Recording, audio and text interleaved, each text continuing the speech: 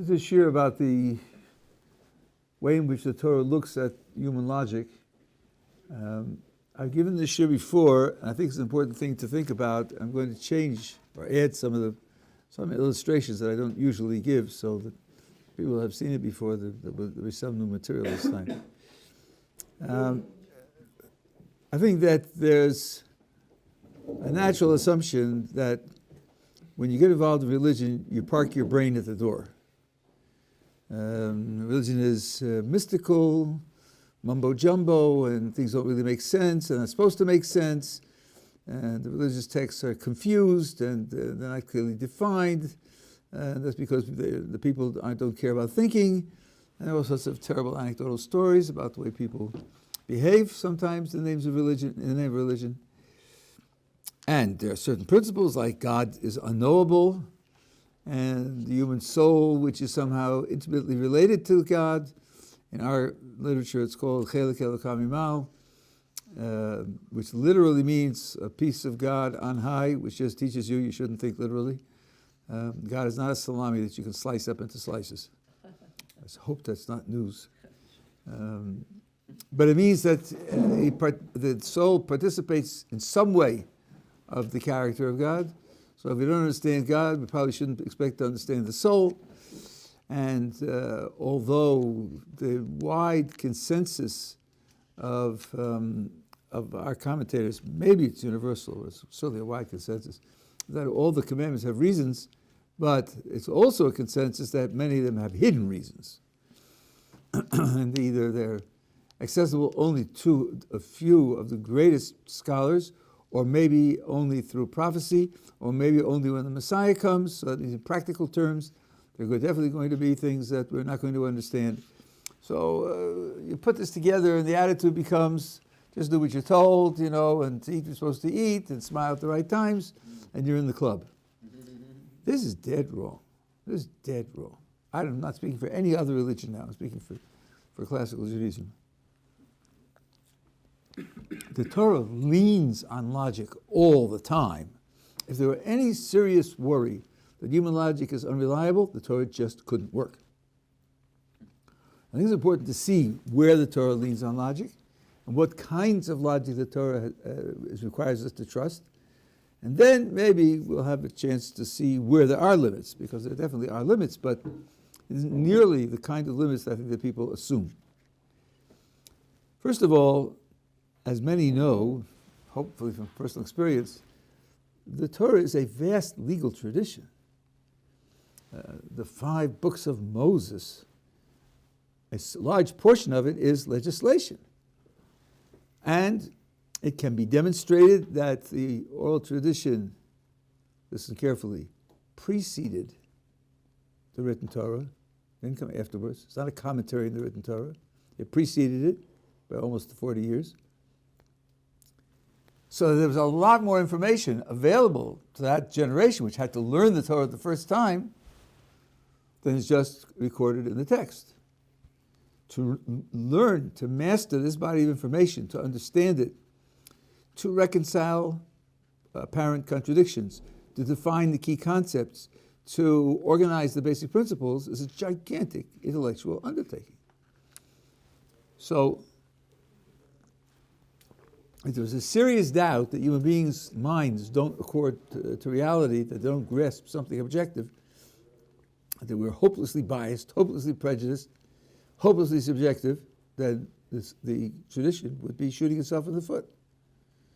Maybe if your tradition were just love everybody and make sure not to jump into the fire, if that was your whole religion, so then maybe you could say, okay, so you don't need too big a brain to do that. But it isn't like that. That's number one. Number two, the Torah applies its laws to human situations which sometimes are difficult to discern. If I have a medical condition, I may go to the doctor and say, what would be the medical consequences of an absolute fast for 25 hours? No food, no drink, nothing.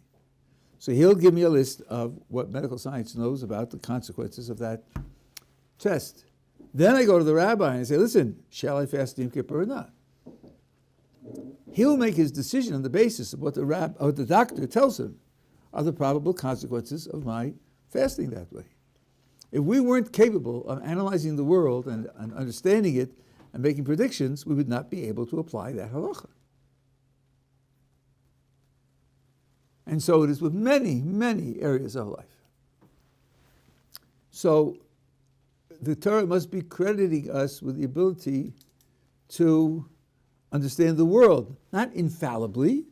There is progress, we do make mistakes, we learn things that are new, but we can't be just utterly unreliable, utterly subjective, because otherwise the application of the Torah to the world would be subjective and unreliable.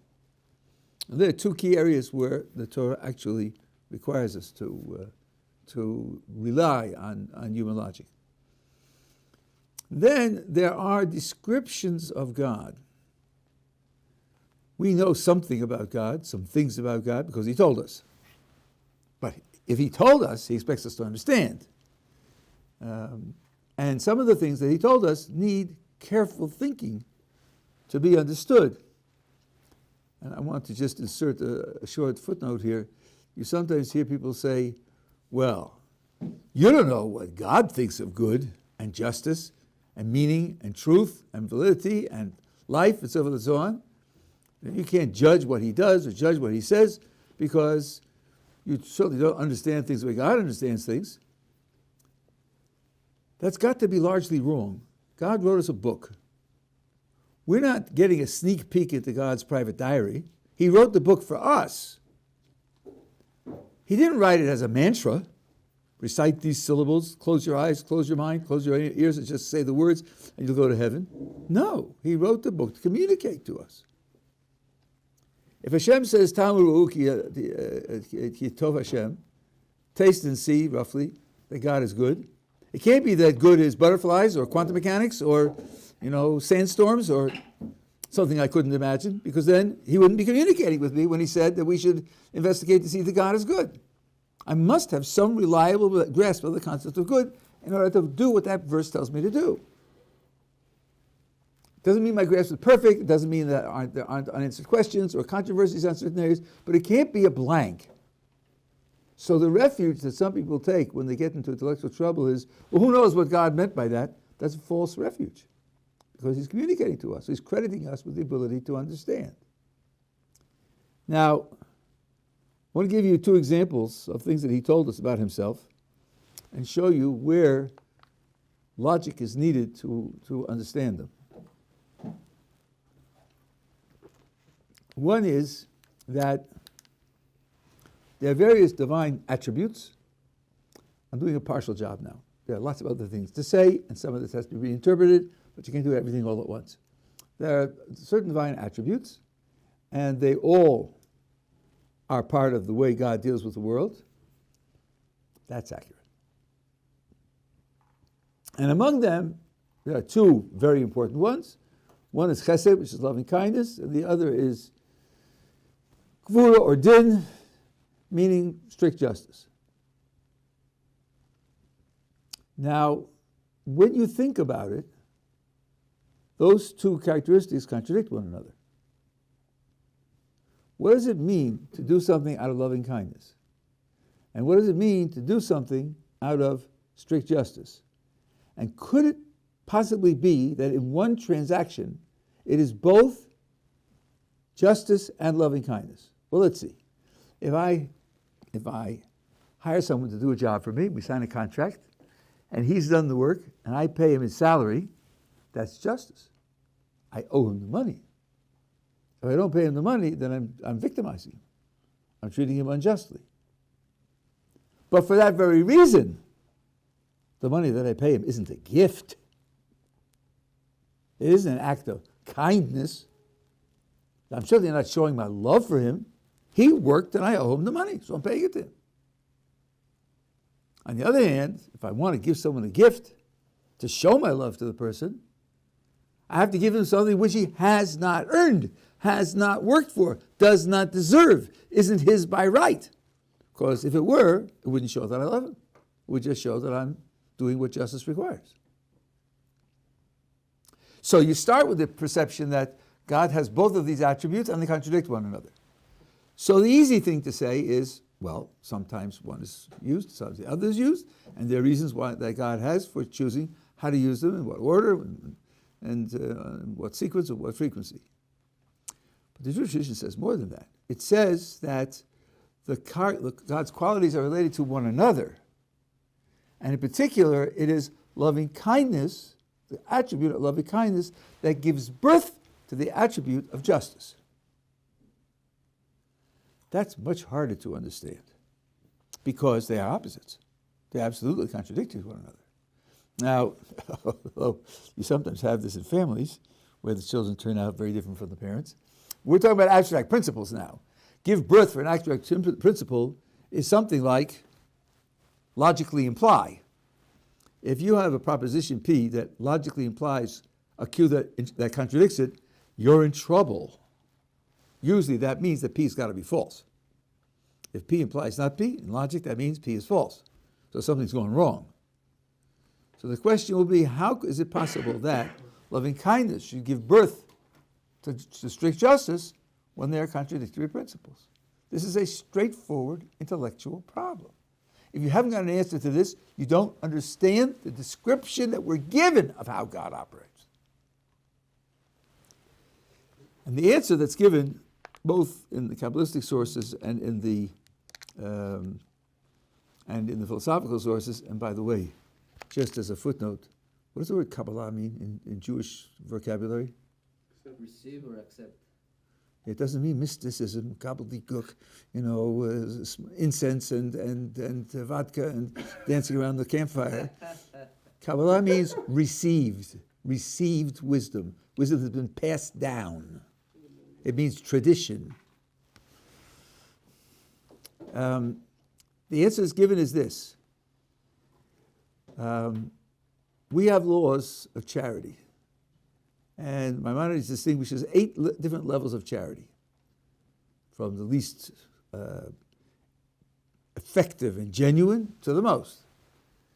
The next to highest, 7 out of 8, the next to best, is where the charity is anonymous.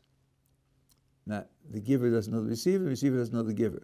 Because charity carries with it an inherent embarrassment. If someone receives charity, it means he's not making it. He's dependent on someone else. He's not independent, can't stand on his own 2 feet, make his own living. There's an embarrassment that's carried is carried with it. And therefore it's better that the two shouldn't know one another. Even to the extent that according to Jewish law, if someone takes a loan, and of course if he takes a loan, then they know each other. Not necessarily, it could be an anonymous loan society, but if he does take a loan for someone, and the time for paying the loan is past due, and the borrower has not paid the money, and now the lender is walking down the street, and he sees coming opposite him on the same side of the street the borrower, the lender has to cross the street to the other side, because otherwise meeting will cause the borrower embarrassment. Okay, so it's better that they shouldn't know each other. That's 7 out of 8. What's 8 out of 8? 8 out of 8 is giving a person a job. That's the highest form of charity. You're giving a job for yourself or setting him up to be an independent earner, to enable him to earn. Usually when you give a person a job, you and the person you're giving the job to do know each other. So on the highest level, you're sacrificing anonymity. What makes it the highest level? Well, what causes the embarrassment in charity is that he gets money for nothing. He got money without earning it. So it defines him as a failure. When you give someone a job, he gets money and he gets success. He gets self-confidence, self-esteem. He gets a certain nobility. So you're giving him a much fuller gift, a much better gift. That's why it's the highest level of charity. It's the most exquisite expression of loving kindness to give someone a job. Now let's unpack that. That turns out to be a very powerful and subtle formula. So, I've given the guy the job. This is how I'm doing my charity to him. We signed the contract. We work 40 hours a week. You get $2,000 a week. Comes in Friday afternoon, It's got a supervisor's report. He worked the 40 hours. I take out my checkbook and I make out a check for $2,000 and I give it to him. What's going on there Friday afternoon? What kind of an interaction is that? Loving kindness or strict justice? Justice. He worked the 40 hours. I signed the contract. I owe him the $2,000. I'll be cheating him if I don't give it to him. It will be unjust to me to withhold it. I'll be victimizing him if I don't give it to him. That interaction is an interaction of justice. I owe him the money. I must give it to him. I'm not showing him any love at all. I show him love by giving him the job. Which means the love is in setting up a justice relationship. The love is expressed in setting up an ongoing justice relationship. That's how loving kindness gives birth to justice. It's not on a one-time basis, because on a one-time basis, loving kindness and justice contradict one another. It's not possible for a one-time transaction to be both loving kindness and justice. But loving kindness can tell you to set up a long-term basis justice relationship, and that's the way the contradiction between the two is overcome, because it's the setting up of the long-term relationship, not the implication of a particular case. And of course, in this description, you have a description exactly of what God has done for us. The loving kindness that He has done for us is set up a system in which we have a lifetime of effort, of responsibility, of performance, for which we are rewarded at the end. Okay, that's one example of how you need to use logic to understand the description you've been given. Here's another one, which I don't think the last time I talked about this was 10 years ago. I don't know why I sort of forgot to do it. Is there a mitzvah to believe in God, to believe that God exists? Is there a mitzvah to believe that God exists? Now, at first glance, that looks like a no-brainer. What do you mean? Rabbi, listen, if you don't believe in God, you don't have anything. The whole system is based on commandments. And there's no commandment unless there's a commander, and he gave commands. So obviously it's got to be a mitzvah to believe in God, because without that, the whole religion collapses. Okay, that's an interesting piece of logic. We'll come back to it. In the meantime, let's examine whether logically there can be such a thing as a mitzvah to believe in God. Let's see whether that concept makes any sense. There are Rishonim who give the following argument. They say, for there to be a commandment, there must be a commander. And since that's a necessary condition for the commandment to be a commandment, therefore there can't be a commandment to believe in the existence of the commander. Full stop. When I first read that, I said, boy, that sounds very interesting. I wonder what it means.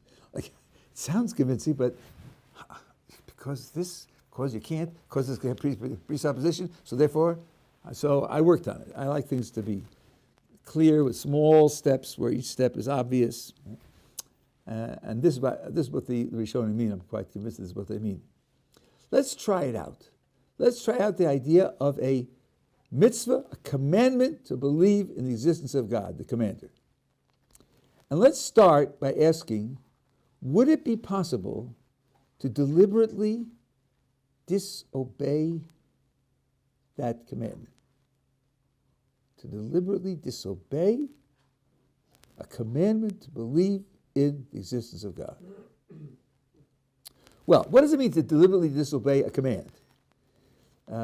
It means that you must have heard the command and understood the command and believe that it's a command. So, for example, imagine this happening, which may very well have happened in the Israeli army. You have a sergeant who's of Ethiopian descent, and you have a soldier of Russian descent, and the Ethiopian says to the Russian, close the door, and he opens the window. Because the way the Ethiopian speaks Hebrew, the way the Russian hears Hebrew, it's mumbo jumbo, like there's no communication there. So, has the soldier deliberately disobeyed the command? No. Not at all. He hasn't understood what he was told. Okay, now take a case like this. Reuben and Shimon are both soldiers. They came to the base at the same time. They've been in the army the same amount of time. Reuben goes home for a furlough for a week. comes back, walks onto the base. Shimon says to him, I order you to shut the door. And Reuven says, shut up, I'm tired. Leave me alone. I order you to close the door. And he says, if you don't leave me alone, I'm going to punch you. Leave me alone, I'm tired. What poor Reuven doesn't know is that while he was away, Shimon got promoted. He has a higher rank now. Reuven thinks it's just a joke. So when Reuven doesn't shut the door, is he deliberately disobeying the order? No, because he doesn't believe it's an order. It is a joke. He doesn't know that Shimon has the authority to give an order. In order to deliberately disobey an order, you have to understand it, and you have to believe that it's an order, that it's a valid order. Okay, now let's go back to our case. We're talking about deliberately disobeying a command to believe in God. If you don't believe in God, you don't believe it's a command. A commandment is something which God commands. You can't simultaneously be an atheist and also be deliberately disobeying the commandment to believe in God, because if you're an atheist, you don't believe it's a command. It'll come out that if you think there's a commandment to believe in God, it'll be a commandment that you cannot deliberately disobey. That's pretty odd. But it gets worse. Let's now talk about deliberately obeying. What does it mean to deliberately obey a command? Well, it means you hear the command and you understand it, and then you do what an Israeli soldier does, make up your mind what to do. Okay, so he ordered me, okay, so what shall I do now? Like when in the 67 war, when they were ordered that the ceasefire had been signed Friday afternoon, and the soldiers on the Golan said, sorry, we're taking the Hermon mountain. They took it on Shabbos. We're not going to have them shooting down from us. Well, we didn't hear the command. You know, our phones were broken, and they took the mountain. Right? So here's the idea: you get the command, and you think, shall I or shall I not obey it? So now the command is to believe in God, and I already believe it's real command, which means I have to believe in God because He's the commander. Can I now wonder, shall I fulfill it or not? I've already fulfilled it. It's already over. The game is over because I already believe in God.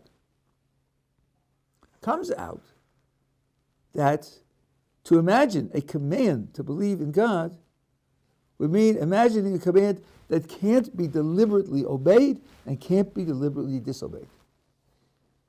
What kind of command is that? What's the purpose of a command? When someone issues a command, he wants to influence somebody's behavior. He wants the person to say, oh, he told me to do it, I better do it. This command can't have that function. It can't have any effect on your behavior. So therefore, that's what the Rishonim mean when they say the commandment presupposes the existence of the commander. To treat it as a commandment, you have to already believe in the existence of the commander before you consider fulfilling it, before its content applies to you. Therefore, it can't be a commandment. Well, that's a surprise. Hey, what about the thought that we started with? Without the existence of God, the whole system falls down. That's true. Without the existence of God, the whole system falls down. So what do we do now? Yeah. I have a question. Yeah. Does that mean that we can't choose our beliefs? Can't choose our beliefs. Of course we can. We get a choice whether or not we could believe in something. This is an interesting piece of the way in which epistemology and philosophy of action work together with one another. There are those who stress that the process of making up your mind what to believe isn't in principle different from the process of making up your mind what to do. Believing, although it doesn't mean you flap your arms and exercise your legs, believing or not believing is something you do. You accept or reject or decide to remain in limbo about a particular proposition, and you think about it, and you think of the reasons for and the reasons against, and then you make a decision. Normal philosophy of action definitely applies. Indeed, when you talk about justifying a belief, some will tell you that the word justify is really a word from ethics. You justify what you do, and they say Justifying a belief means behaving responsibly in making up your mind what to believe, behaving in an ethically appropriate way. So there's definitely, I wouldn't say everybody, nothing philosophy is agreed to by everybody, but this is one way that people do think about these things, and I think it's a reasonable way to think. So of course you make up your mind what to believe. If I'm not wrong with my understanding, wouldn't you just believe what you think is true? And it's not like you determine what you think is true. If I think something is true, I think it's true, and therefore my belief's based on it, no? I think that's much too simplistic. What you believe is true depends upon, among other things, what evidence you have. And what evidence you have depends upon what evidence you seek, how studious and how consistent you are in the search, what means you use in the search. It also depends upon how unprejudiced you are in the search. For example, a complicated question is not just enough to Google the information. Not only that, it might be injurious to Google the information, because not everything that Google gives you is true. Hello, it's not all true. Pay attention. But what about consulting with other people? I saw this, I saw that, I'm inclined to draw this conclusion. Yeah, and which other people? And must there be people whom you like or who agree with you, or people who disagree with you? And does it hurt your ego to have to ask other people? So there'll be all sorts of ways in which a person can be held responsible for failing to arrive at the right conclusion because he wasn't responsible in the way that he conducted the investigation. Rabbi talks about this. So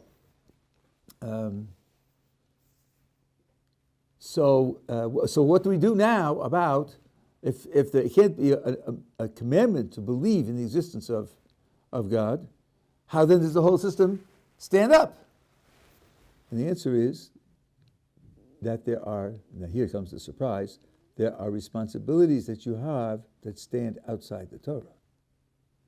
There are responsibilities you have that are prior to the Torah and independent of the Torah. And one of them is to make an honest investigation about important matters. You live up to that principle very often, especially when it pays. They've got a new quarterback. How are we going to defeat them? Get secret films of their practices so we see what kind of plays he's going to call, and we'll work out the defenses. We've got to defeat them. Don't go to the wrong team to get the film. We're playing A team, not B team. Go get the right film. And get it early enough so we can practice. Make the investigation, do it carefully because a lot depends upon it. When somebody's working for you, you definitely expect them to do that. And by the way, I'm going to insert here a little trick, especially if you're talking to Americans, which is my goral, as they say in Hebrew, often a lot of the time. You want to convince an American that there's an obligation to do something, don't ask him if he's obligated to do it. Then you get the stock answer, don't tell me what to do, don't push me around, don't live my life, leave me alone. No, don't ask him that. Ask him, if someone's working for him, what would he expect that person to do? Suppose somebody borrows your car. How would you expect them to drive your car? With slipping brakes and wrap it around a tree? And then say, I don't always fix the brakes. That's who I am. I identify as someone who doesn't fix brakes. Will that be satisfactory to you? I don't think so. No. So when you want to test what's a real obligation, think what obligations people owe you. Then you're much stricter than when you're trying to think of what obligations you owe other people. So the tradition tells us, Maimonides says in the beginning of the Mishnah Torah, we have an obligation to know that there is a creator. That means you can know it by investigating it. It's an obligation, not because the Torah tells you to believe and know aren't the same thing, but because you have an obligation to be logical. And that obligation to be logical is prior to the Torah. Okay, I'm telling you this, you've never heard it, you don't know whether to trust it or not. I credit that. But let me give you an example which is actually in the literature, very widespread in the literature. One reason that is given to keep the commandments is hakaras hatov. Hakaras hatov means gratitude. God does an awful lot for every one of us. We owe him an awful lot. That's one of the reasons to keep the commandments. Now let me ask you a question.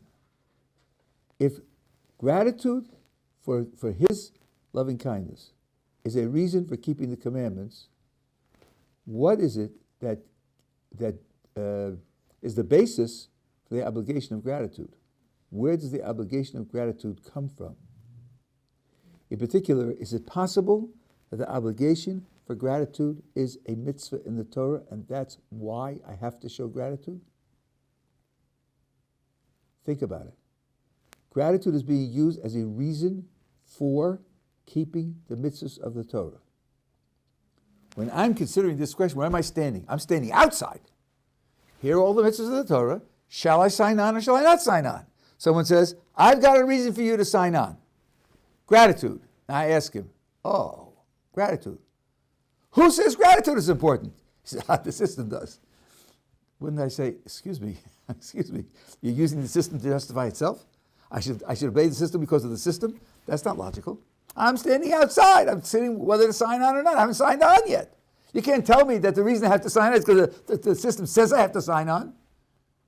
If gratitude is what is motivating me to sign on, it must mean that the obligation of gratitude is prior to all of the mitzvahs of the Torah. That's exactly what the literature says. One good place for this is the Shara Yasher, Shara Dalet Perik Beis. So, there definitely are obligations, moral obligations that are prior to the Torah, outside the Torah, independent of the Torah. And one of them is to be logical.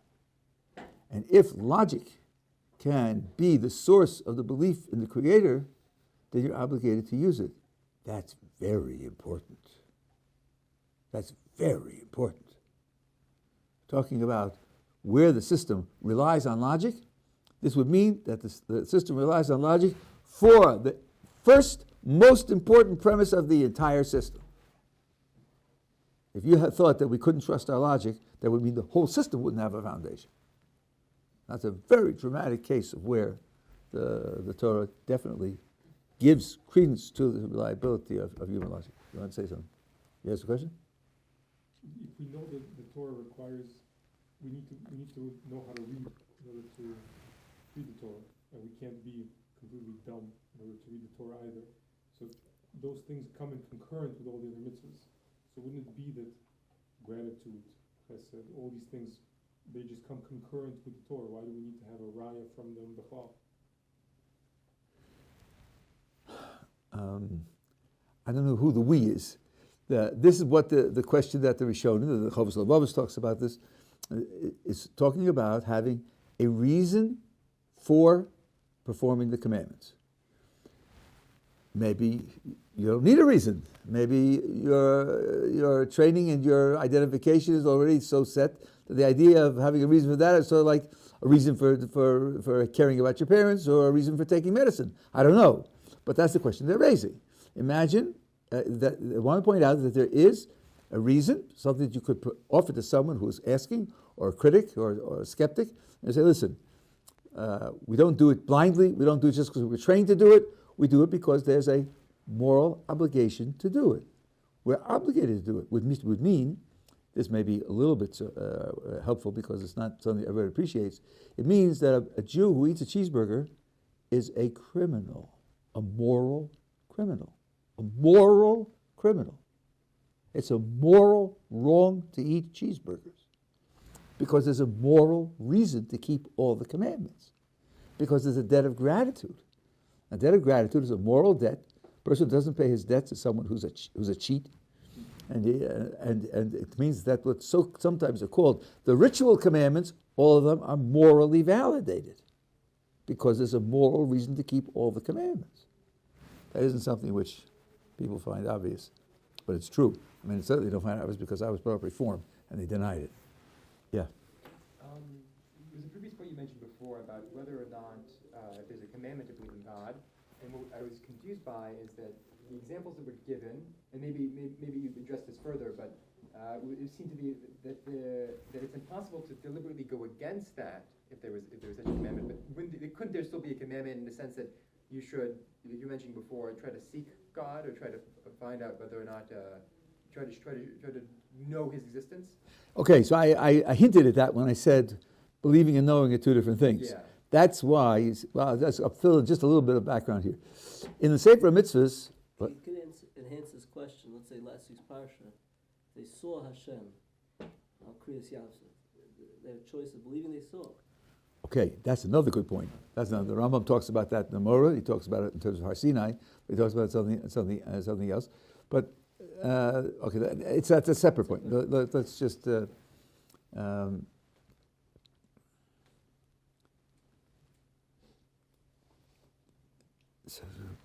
So in the Sefer Mitzvos, the Hebrew translation that we have, coming from, I think, from Ibn Tibbon, is that's a mitzvah l'ha'amin, to believe in Hashem. Well, the argument that I gave you, too fast for me. The argument that I gave you would mean that idea is a problematic idea. Now, there are two things to say. First of all, the Mishnah Torah, he says, Leida, to know, so he doesn't talk about belief there. And two authorities, Rav Miller before the war and Rav Kapach now, both say that the translation in the Hebrew, in the Sefer Mitzvahs is incorrect, that the Arabic word there means to know, doesn't mean to believe, which would mean that the Rambam is consistent. Even if it is not consistent, the Mishnah Torah was written later, so it means he changed his mind. So his settled opinion is that there's not there's a mitzvah to believe, there's a mitzvah to know. What's the difference between belief and knowledge? The difference is reason. You can and probably do believe things without reason. It's not good, it's not appropriate, but you probably do, right? But you can't know without reason. That's a contradiction in terms. So, the mitzvah then will be get knowledge. Even if you believe it, let's say you believe it because you were taught it, it's part of your tradition, part of your Masorah, you should get the knowledge, get the reasoning, the evidence, the information, so that it graduates from belief into knowledge. And by the way, there are very first-class authorities who say that this is an important thing to do. The Chovos Levovos very famously, the Mabit in the Sefer Beis Elokim says it in detail. The Shloh quotes the Chovos Levovos word for word and agrees with that obligation. The Marsha in Brachos Yud Zayin Raman Aleph, Margid L'Pum Reb Meir, says it word for word. So this is not just what the prejudiced academics would call medieval Spanish philosophers. Marsha was a Talmudist, and the Shloh was a mystic, and and I think I had a couple of others as well. I have some on my blog. I have a whole thing on this. So there's no question that there is an obligation of sorts to have it graduate into knowledge, but that's not what we were talking about. We were talking about a mitzvah to believe, right? And the mitzvah to believe is one which you can, and that's why the mitzvah to know is a perfectly good mitzvah, because you can decide whether or not to do this. You can hear Rambam talking and saying you have to get knowledge, which means you have to get understanding and evidence and argument. And you can say, not me. I'm going out for dinner. I'm going to climb the Rockies. I don't do that. You can rebel, and you can also choose to do it consciously. So that's why that way of putting it is not subject to this argument. You're saying mitzvah, but can we also say that it's a commandment to know God? I'm sorry? Can we say that, I know you're using the word mitzvah, but can we say there's a commandment to know God? Sure. Makes no difference, okay. I mean, the words have nuances of difference, but both connote responsibility. Okay. Both connote responsibility. Okay, so these are areas in which the Torah requires us to do that, to use our logic, and therefore there can't be any general skepticism as to the accuracy of our logic. Now, there are limits. There's a famous case which is brought in different girsos in different places where, in order to be accepted for a certain position in scholarship, you have to be able to prove something that is known to be false. You can retire a sheretz, to be able to prove something that's known to be false. So Tosfos already says, think about what you're saying. if you prove something that's false and you rely on that, you're totally irrational. It's not that the reason has limits. It's that you'll be doing something which your reason condemns. To say that reason has limits doesn't mean that you do things that reason condemns. It means you do things that reason doesn't require. There's a gigantic difference. Someone says paraduma. Right? Paraduma is something for which we don't typically have a reason. It's called a chok. You have to do it even if you don't have a reason. Logic doesn't condemn doing that. Logic would be indifferent. It would only be a case where logic says it's wrong to do it. That would be a problem. But logic doesn't say it's wrong to do it. It just says it's an indifference. Doesn't see reason yes, doesn't see any reason no. There are many things where logic runs out. But you have to be left with the ability to function even where logic runs out. One of the places which we said that logic runs out is in understanding God. The nature of God is not understood by us. Let me make a couple of qualifications. Is it inherently impossible for a creature to understand its creator? Is there a kind of infinite divide between the creature and the creator so that it's an impossibility for the creature to understand the creator? Think carefully about this, because if you say yes, what you're saying is that the creator couldn't create a creature who could understand him. That might be right, but it's pretty daring. You're setting a limitation on the ability of the creator to create a creature that would understand him. Now, from my understanding, I think the texts are divided on this. I think the Kabbalistic text, which I'm familiar, would say yes, it is impossible, but I don't exactly understand why they say that. The Rambam is quite clear that it's not true. Because, and he's basing himself on an explicit verse in the Torah. Rambam says that Moses asked to understand God's essential nature, and God said no, and with the famous words, Ki lo yirani ha'adam v'chai. A man cannot know me and live. Okay, boys, Logic 101. If he says you can't know me and live, what does that imply? That after death he could know him. In particular, because for the Rambam, after death, what goes to Olam Haba is only the soul, no body at all. He says it's the Mishnah Torah, in Yesod Torah. It's the limitations of the body that make it impossible to understand the Creator. That means a human soul, and angels don't get it either, human soul could understand the essence of God, which seems to me, at a first glance, is logically the stronger principle.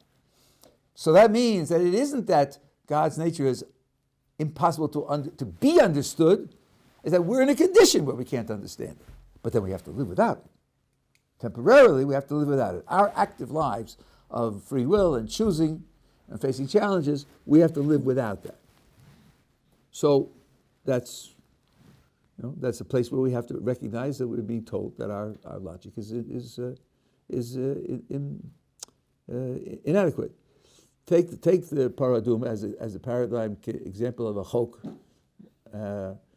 The Midrash says, King Solomon said, "Amarti echkama v'hi rechoka mimeni." Solomon said, "I said I will be wise, and it is far from me." Solomon tried to analyze the meaning of the paraduma, and he failed. Now, I think I just came to this understanding after going through it a million times. Last week when I spoke it over with my Rebbe, what did Solomon say? I'll be wise. And it was far from me. It means I'm using human wisdom to try to understand it. And I didn't get it. That doesn't mean it's ungettable. It just means it's ungettable with human wisdom. That same Midrash says that Moses did understand it. That same Midrash says that when the Mashiach comes, Umalach ha'aretz de'as Hashem, the whole world will be filled with knowledge of God. Everyone will understand it. So it's not understandable. It's just that we're in a temporary condition where we can't understand it. Maimonides says the same thing about knowing the nature of God. So here, it's a relative limitation on logic, not an inherent limitation on logic. That means that we're not taking refuge in transcending logic. We're challenged to live with temporary ignorance. For those who know philosophy, this is the difference between us and the Christian existentialist philosophers, where it's being ununderstandable is the essential nature of the godly, because otherwise you're reducing it to the human. We reject that idea altogether. You have a question? Yes, so the pasuk you just quoted, does that mean that at the end of days, like in order to understand God, you have to put an effort? No, I'm sorry, I didn't finish it. I see I cut it off short. So what's the medrash? The message of the medrash is human wisdom won't give it to you. Not even at the end of the days it won't give it to you. You get it from prophecy. I said, Hashem, the whole earth will be filled with knowledge of Hashem. That doesn't mean superb philosophy classes. It means prophecy. It means prophecy. Prophecy can deliver it. That's why Moses had it then, because he was on that highest level of prophecy. It's something which only God can give you. It's not something that you can get to on your own. But your mind is capable of understanding it. It's just your mind isn't capable of creating it. Those are two propositions entirely. Solomon said, I'm going to get it on my own. Marty, I'll be wise. No, that you can't do. That doesn't mean it can't be had. It just can't be had by that process. So I think that the limitations that we have are relative limitations. Maybe from the Kabbalistic point of view, knowing God is something that's inherently impossible. That we'd have to accept that. But I'll make one more remark, and then I'm going to quit. This is a thing go on for a lot. The Rambam in part 1, chapter 54 of the Guide, talks about the idea of not knowing what God is, but what God does. This is exactly the same as what the Kabbalists do. People who think there's a gigantic philosophical war between the philosophers and the Kabbalists haven't studied either of them well. It's the same vocabulary that the Ramchal uses in the Kolom Rishonim. The Ramchal is a Kabbalist. He took the vocabulary from the Rambam. But the Rambam adds something. He says Moses adds two things of God: to know his nature, we've mentioned before, and to know his principles of action, so to speak, his drachim. And he says, at the end of the pasuk, it says, drachecha, show me your principles of action. And the next words are, ve'eda'acha, and I will know you. Says the Rambam, from here you see someone who knows HaKadosh Baruch Hu's drachim, his principle of actions, knows him.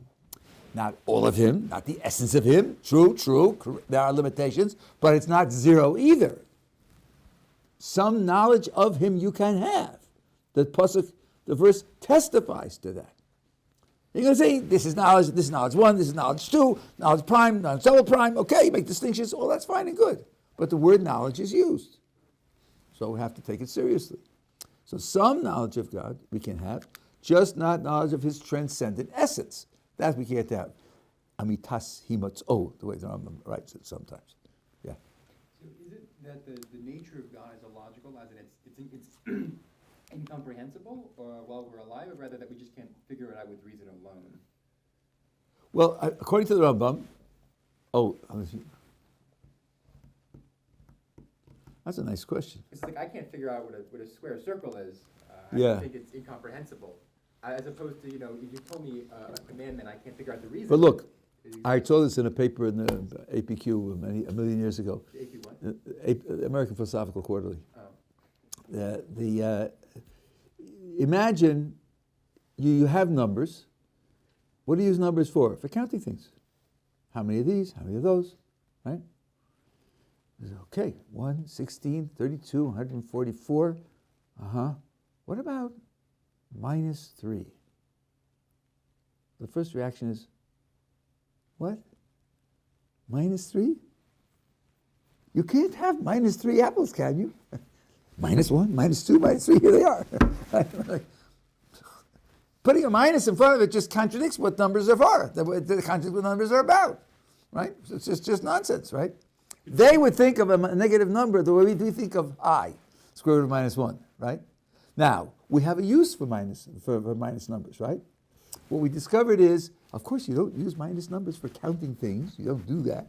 But there are other things they can be used for, and you can have a fuller system of arithmetic and express both assets and liabilities with the two of them, and talk about expendable income by subtracting one from the other. So you add up your liabilities because you're adding up minuses. I mean, there's a use for it, but you have to create the use. You have to create the use. Until you create the use, you don't understand what it could mean. That's a good example of where something could mean something, could even mean something that you could understand, but when you're starting out, you can't imagine what that meaning is. So, if I hear your question correctly, when we are detached from the body, according to the Rambam, do we get it by more philosophy, or do we get it because God gives it to us? I have no idea. I have no idea. It's a very interesting question. I have no clue. Okay. So it's not like you don't know if it's going to be a situation where we could finally understand what a square circle, something like that means, something that seems illogical to us, but understand what it means, or rather we just give it the Look, there have been in the history of time cases where people thought certain things were contradictory, and then they discovered they weren't analyzing the concepts correctly, right? But you have to be careful what conclusion you draw from that. You don't draw the conclusion from that contradictions could really be true. The conclusion you draw is things that look like contradictions might not be contradictions. So then, since it isn't contradictory really, so therefore, it could be true because it's not a contradiction.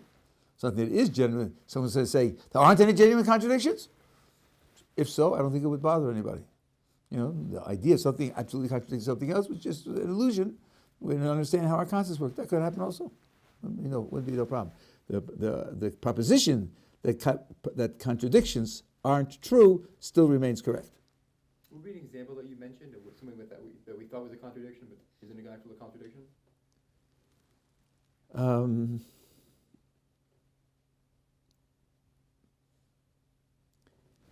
Yeah, let's just see. I used to have one of these.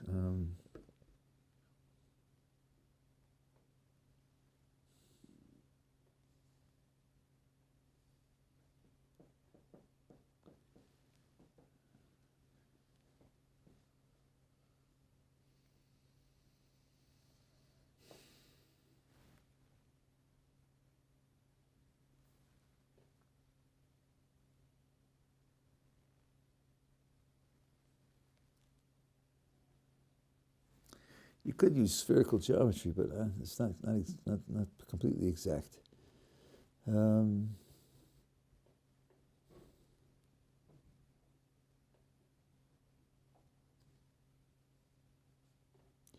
I'll give you one to think about, and you see if you like it. Then I've got to go. You know the old joke that a man was hunting bears. He left his camp, went 5 miles due south, then 5 miles due west, shot a bear. Then he went 5 miles due north, and thereby arrived back at camp. What color was the bear?